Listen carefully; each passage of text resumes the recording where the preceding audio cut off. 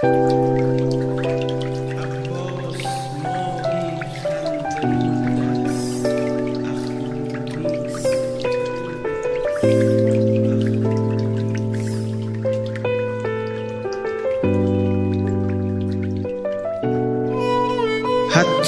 نرنجاند از خودش این قوم ترسو را، بخشید از روی سخاوت دست و بازو را. تا خاطراتی را نهان سازد بر آن میگشت، پنهان بسازد از برادر زخم پهلو را. عباس ماهی خنده رو بوده است، اخمو نیست. تا کی ببخشم حرف آدمهای بدگو را؟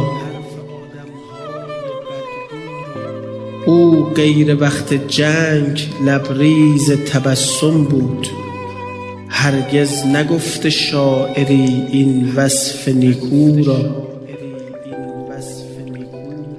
خوردند تیغ از او ولی زخم زبان هرگز، اما فراوان طعنه خورد او ظهر عاشورا.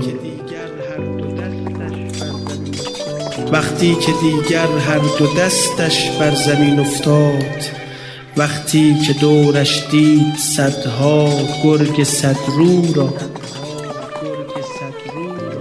تا صورت نیلی مادر را نبیند او، تقدیر زد بالای چشمش زخم ابرو را. فرشته های دنیا رو صدا کن،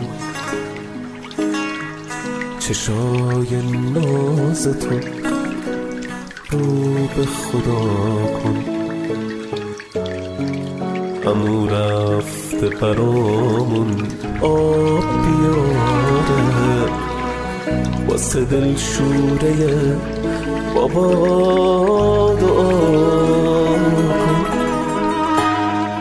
چه شد خورشید و لبخند و ستاره،